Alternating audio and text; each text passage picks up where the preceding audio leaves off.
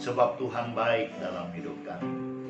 Hari ini kembali Tuhan hantar kami di hari Sabat-Mu, hari di mana kami ada di dalam peribadatan kami, hari di mana kami ada dalam hadirat-Nya Tuhan.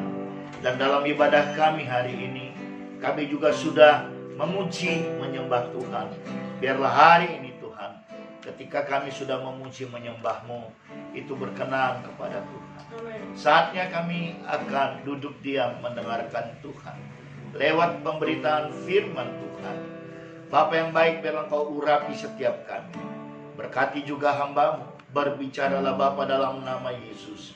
Kami berdoa, kami mengucap syukur. Haleluya. Amin. Baik buat kita semua, shalom. Ya, hari ini kita ada di hari Sabat-Nya Tuhan. Hari ini adalah hari di mana seluruh gereja di atas muka bumi ini sedang masuk dalam sebuah persiapan. Baik sebentar nanti pada saat ibadah memperingati kenaikan Tuhan Yesus ke surga, dan terlebih khusus nanti hari yang ke-50, hari Pentakosta, hari pencurahan Roh Kudus. Sebelum tiba di situ hari ini, pada tanggal 9 Mei 2021, kita mau belajar tentang apa sih yang Tuhan Yesus lakukan sebelum Dia naik ke surga. Yang pasti, jemaat yang dikasihi Tuhan, secara khusus jemaat Gereja Bethel Indonesia Miracle Service Jemaat Bisan Singapura. Yang pasti, sejak kebangkitannya, Yesus menampakkan diri beberapa kali, baik kepada para murid dan secara khusus kepada para murid. Tetapi ketika hari ini kita ada di hari Sabat-Nya Tuhan, kita boleh melihat satu peristiwa bahwasanya sebelum Yesus naik ke surga. Jadi pada saat-saat akhir sebelum Dia naik ke surga, ini yang Tuhan Yesus lakukan. Mari kita buka Alkitab dari Lukas pasalnya yang ke-24 ayat yang ke-50. Nanti pada hari kenaikan kita baca keseluruhan perikop ini karena perikopnya kenaikan Yesus. Tapi kita mau tahu apa yang Tuhan Yesus lakukan sebelum Dia naik ke surga, selain menampakkan diri beberapa kali kepada para murid. Ini yang Tuhan Yesus lakukan.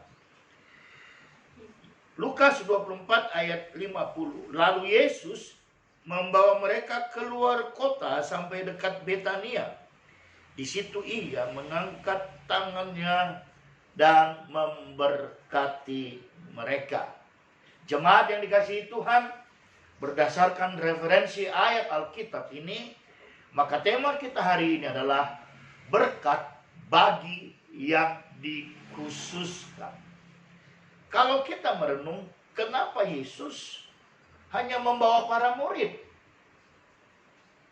Kenapa Yesus tidak memberitakan kepada seluruh penduduk Yerusalem, kepada seluruh orang Israel, sehingga pada saat kenaikannya orang boleh berbondong-bondong mengiringi Dia? Tetapi kenapa para murid? Ini pertanyaan yang menarik, jemaat. Karena kenapa? Ketika Yesus saat-saat terakhir Dia akan naik ke surga, Dia membawa para murid. Dikatakan di situ, lalu Yesus membawa mereka keluar kota sampai dekat Betania. Di situ Ia mengangkat tangannya dan memberkati mereka. Ternyata jemaat yang dikasihi Tuhan, Yesus ketika saatnya tiba, Dia tidak membiarkan secara khusus para murid hanya begitu saja. Tapi Yesus memberkati mereka. Ketika Tuhan dikatakan lalu ia mengangkat tangannya dan memberkati mereka. Catat, yang mengangkat tangan dan memberkati mereka bukanlah seorang pendeta, bukanlah seorang eporus, bukanlah seorang bishop, bukan seorang paus, tapi yang mengangkat tangan itu adalah seorang Yesus, Raja di atas segala raja, dan memberkati para murid.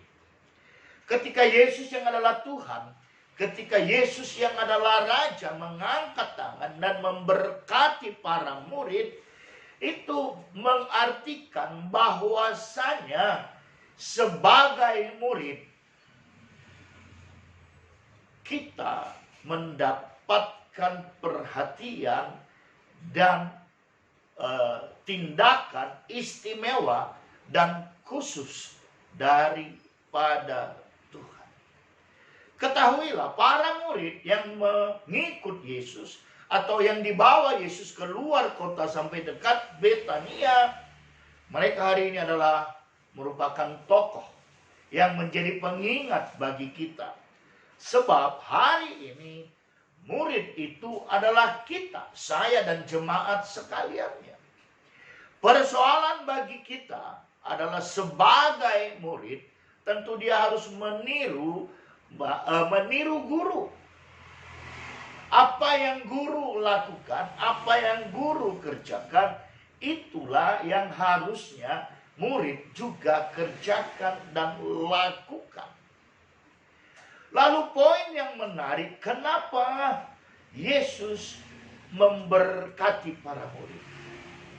Sebab jika kita membaca kitab Injil, Matius, Markus, Lukas, Yohanes, ada sebuah peristiwa yang sangat spektakuler ketika Yesus mempercayakan amanat agung kepada orang percaya. Dan Yesus memberikan porsi yang khusus kepada para murid untuk bisa melakukan itu. Ketika Yesus memberikan mandat, perintah, instruksi, amanat agung, maka ketahuilah para jemaat yang dikasihi Tuhan, Yesus ketika sebelum dia naik ke surga memberkati para murid, dia sebenarnya sedang meninggalkan sebuah pesan. Jangan pernah engkau khawatir tentang hidupmu sebagai murid-murid Tuhan. Ada banyak orang yang tidak mau menjadi murid, ada banyak orang yang tidak mau melayani Tuhan karena beranggapan menjadi murid, menjadi pelayan adalah sesuatu yang sangat berat secara khusus dalam hal finansial, dalam hal ekonomi. Padahal ketika Yesus mengangkat tangan dan memberkati para murid, apakah berkat itu hanya berlaku pada saat itu saja? No. Siapapun yang menjadi murid hari ini, berkat yang sama akan kita terima sebagaimana ketika Yesus mengangkat tangannya dan memberkati para murid. Lalu apa makna kata berkat itu sendiri? Ada banyak orang yang menjadi gerah. Ada banyak orang yang tidak suka ketika kita bicara berkat. Maka muncullah teologi kemakmuran dan seterusnya. Tapi hari ini saya mau berkata kepada kita semua, khususnya engkau jemaat. Sebagai gembalamu saya mau katakan, berkat hari ini adalah bukan kita untuk menjadi kaya, menjadi kita rakus dan pongah. Tapi berkat yang dimaksudkan Tuhan adalah ketika kita sebagai murid, kita mau melakukan apa yang menjadi perintah guru kita, khususnya amanat agung, maka dia tidak akan pernah membiarkan kita begitu saja. Ketika kita hari ini berkata, saya seorang murid Yesus, saya seorang yang melayani Tuhan, percayalah, Tuhan pasti akan memberkati kita.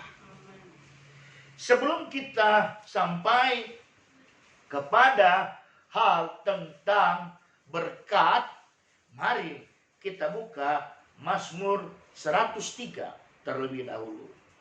Mazmur 103. Bacanya Mazmur, bukan Masmur. Kalau Mas nanti dikira Mas nanti, dikira abang nanti. Mazmur 103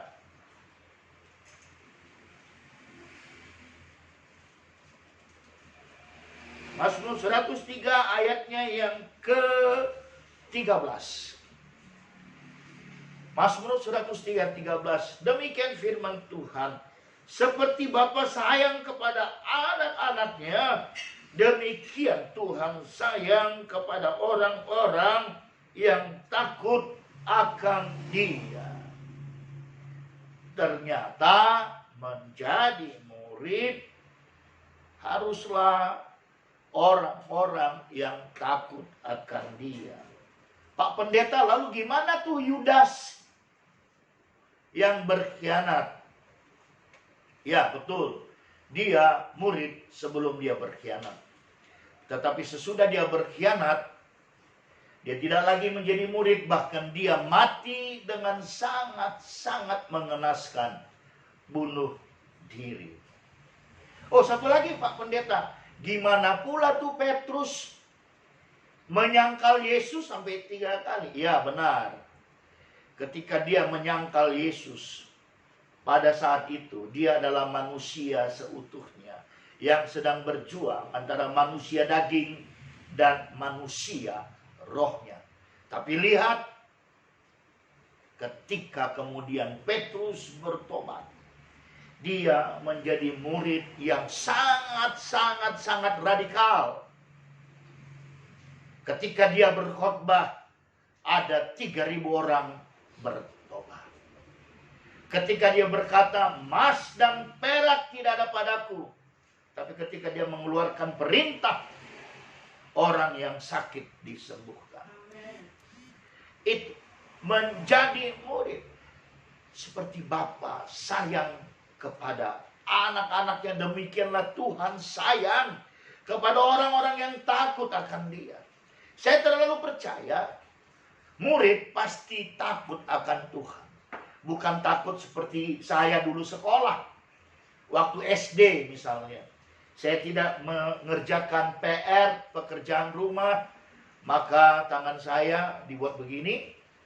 Sekolah zaman dulu biasanya guru punya penggaris yang 50 cm. Nah, tangan begini, tangan dipukul. Itu takut, bukan. Takut artinya mengasihi. Mazmur 103 ayat 13 menjelaskan itu dengan sangat jelas. Lalu kita hari ini, mari kita bersedia untuk mau menjadi murid-muridnya Tuhan. Bukan untuk menerima berkat, catat. Tapi karena kita mengasihi Dia, oleh karena kita takut akan Dia, mengasihi Dia, maka Tuhan pasti memberkati kita. Yang setuju katakan amin. Amin. Memberkati kita bukan berarti maka kita akan menjadi orang yang semena-mena, sewenang-wenang dan seterusnya untuk mengumpulkan kekayaan, mengumpulkan harta. Tidak, tapi memberkati kita.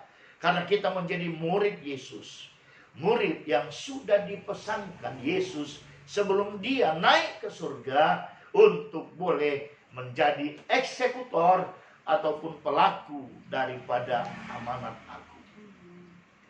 Ketika kita mau, Bapak Ibu, sahabat Facebook, terkhusus jemaat Gereja Bethel Indonesia Miracle Service, jemaat Bisang Singapura, catat baik-baik. Filipi 4 ayat 9 berkata, Filipi 4 demikian berkata, ayat 19 maksud saya, demikian berkata, Allahku akan memenuhi segala keperluanmu menurut kekayaan dan kemuliaannya dalam Kristus Yesus. So, tidak ada alasan untuk khawatir ketika kita menjadi murid Yesus. Tidak ada alasan untuk khawatir ketika kita mau melakukan apa yang Yesus pesankan sebelum dia naik ke surga. Bagaimana ini, bagaimana itu, dan seterusnya. Tetapi dikatakan, Allahku akan memenuhi segala. Segala, bukan hanya akan memenuhi berasmu. Tidak. Akan memenuhi, karena jemaat kita mayoritas wanita, memenuhi bedakmu saja. No. Tapi dikatakan segala. Segala keperluanmu, termasuk kesehatanmu, termasuk kekuatan bagimu. Sehingga ketika engkau pun mendapatkan berkat Tuhan, tapi engkau bekerja di rumah rendah, engkau bekerja di kondo, engkau bekerja di rumah 3 tingkat, maka engkau butuh tenaga ekstra untuk bekerja. Mengepel lantai 1, lantai 2, lantai 3, dan seterusnya. Membersihkan jendela lantai 3, turun 2, 1, dan seterusnya. Dikatakan segala keperluanmu, Allah akan memenuhi. Dicukupkannya. Jadi tidak ada alasan bagi kita, jemaat yang dikasihi Tuhan, bersungut-sungut. Seringkali bersungut-sungut itu karena kita sendiri yang salah mengelola kehidupan kita. Mari kita bandingkan. Jangan kita bandingkan kita ke atas, bandingkan kita ke bawah. Ketika hari ini kau ada di Singapura dengan sebutan TKW, dan banyak orang memandang sebelah mata kepada kita, itu bukan persoalan kita. Poinnya, jangan pernah memandang rendah dirimu sendiri. Itu tugas orang lain. Paham? Jangan pandang rendah dirimu sendiri. Itu tugas orang lain. Maksudnya pasti akan ada orang yang memandang kita rendah, memandang kita sembarangan. Tapi dengan baik, hari ini Tuhan berkata, ketika engkau menjadi murid, maka dia akan mengangkat tangannya kepadamu dan dia akan memberkatimu. Memberkatimu karena dia, seperti Mazmur 103 ayat 13 tadi berkata, seperti Bapa sayang kepada anak-anaknya, demikian juga Tuhan sayang kepada orang yang takut akan Dia. Tadi saya sudah kasih ilustrasi tentang takut. Takut yang sebenarnya adalah mengasihi Tuhan. Nah, hari ini ketika kita mendapatkan berkat bahwasanya Allah kita akan memenuhi segala keperluan kita. Catat, segala. Tidak hanya satu sisi, tapi segala. Termasuk saya katakan tadi, jika engkau bekerja di rumah rendah, di kondo, di rumah bertingkat 3, Dia akan memberkatimu dengan kekuatan ekstra. Sehingga engkau tidak akan bersungut-sungut, tapi dengan catatan, kita harus pertama-tama mau menjadi murid daripada Tuhan Yesus. Nah, Yesus sendiri sebenarnya sebelum dia tiba pada kematiannya dan seterusnya, dia sudah mengajar kita para murid dengan berbagai-bagai macam perumpamaan. Salah satu hal yang dia ajarkan adalah tentang kekhawatiran. Kita bisa baca nanti di Matius 6. Salah satu ayat di Matius 6 ayat 32. Mari kita buka Matius 6, 32.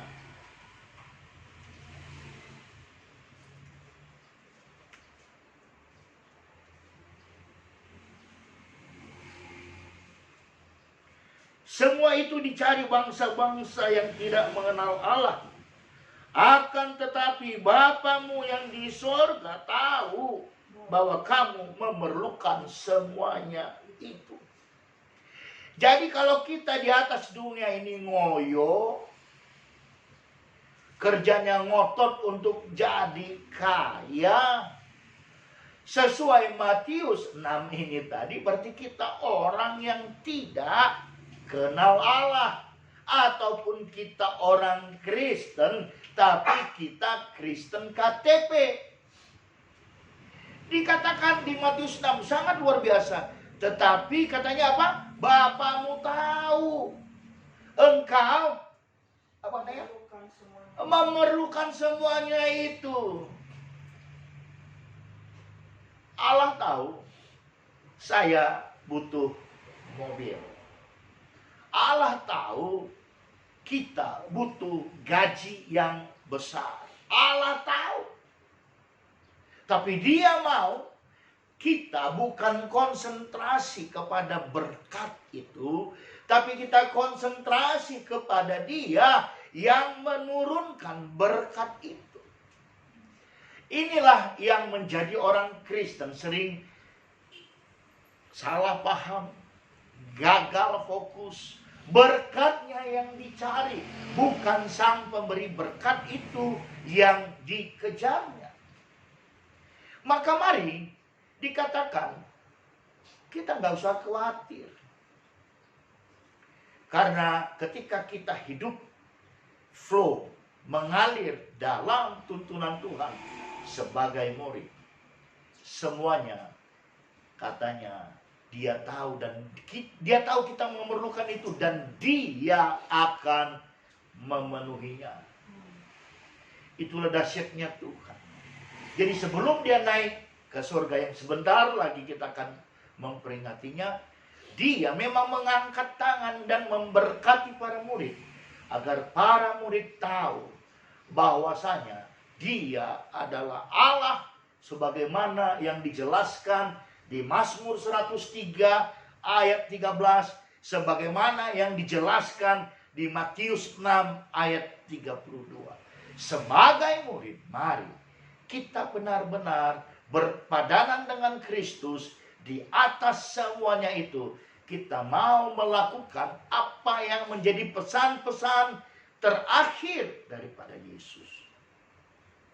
Bukankah ketika seorang tua yang sudah sakit-sakitan dan dia tahu saatnya akan tiba, tapi hartanya banyak, bukankah dia akan panggil anak-anaknya, memberikan pesan-pesan terakhirnya? Dan pesan-pesan terakhir orang tua itu menjadi sebuah ketetapan hukum yang tak bisa diganggu gugat siapapun itu. Apa buktinya? Ketika walaupun dalam tanda petik, ya, siapa yang mencuri berkat daripada bapaknya? Ayo. Karena bapaknya buta. Tapi kita catat hari ini, ketika kita mau menjadi murid dan melakukan pesan-pesan terakhir Yesus, khususnya amanat agung, maka berdoalah. Engkau akan menjadi pelaku-pelaku amanat agung dengan cara yang sangat istimewa. Dengan cara yang sangat istimewa. Karena amanat agung itu, ada yang diutus pergi jauh, seperti gembalamu. Ada yang memang kita mendapatkan tugas itu di sekitar area kita. Pertanyaannya, kita lakukan atau tidak? Bukti kita sebagai murid. Nah, mari jemaat yang dikasihi Tuhan, biarlah firman Tuhan hari ini benar-benar menguatkan kita, khususnya Lukas 24 ayat 50. Itu juga menjadi bahagian kita. Kita akan masuk dalam perjamuan kudus. Mari kita berdoa untuk pemberitaan firman Tuhan. Bapa, terima kasih. Engkau sungguh sangat baik. Hari ini kami boleh tahu ketika kami mau menghambakan diri sebagai murid di hadapan Tuhan dan melakukan khususnya pesan-pesan terakhir-Mu sebelum Engkau naik ke surga, yaitu amanat agung. Maka Tuhan, Engkau akan memberkati kami. Bapa, terima kasih. Kami mau mempersiapkan diri kami masuk dalam perjamuan kudus-Mu. Dalam nama Yesus kami berdoa mengucap syukur. Amin.